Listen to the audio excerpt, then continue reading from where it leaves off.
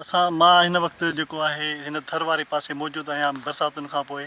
हिन वक़्तु हीअ तव्हांखे ॾेखारे रहिया आहियूं त केतिरी हुस्नाकी आहे। अचो त हिते थोरो लुत्फ़ु अंदोज़। हिन वक़्तु चईनी पासे असांखे सावक नज़र अचे थी। हिते मालवंत माण्हू तमामु ख़ुशहाल थी विया आहिनि।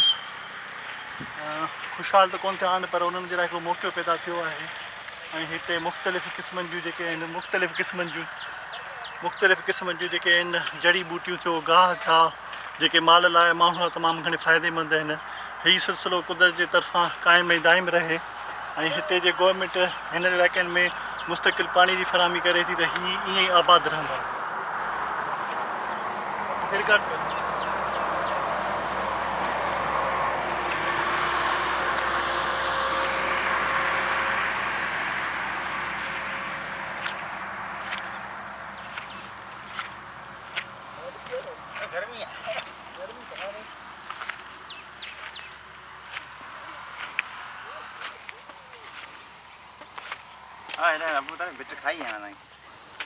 भुट्टे चढ़िया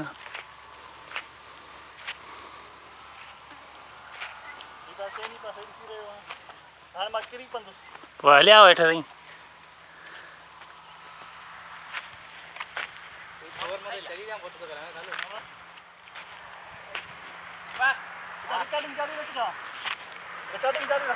जारी आहे फोकस आहे।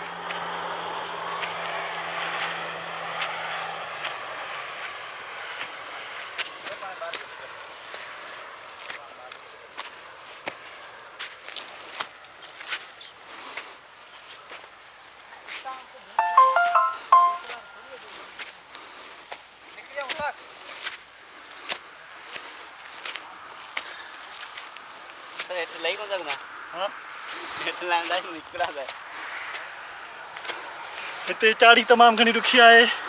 मां साइकी पियो आहियां बिल्कुलु जीअं दीवार ते चढ़ण थिए पर मूंखे ॾाढो मज़ो अची रहियो आहे।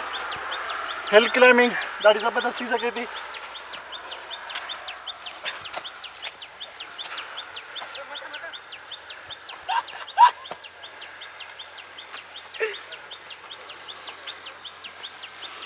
तव्हांखे हिन भिट ते चढ़ण खां पहिरीं जिते तव्हां कदम रखो उते पहिरीं पेर खे ठोकियो जीअं मिटी ॼमी वञे ऐं पोइ तव्हां ज़ोर रखो।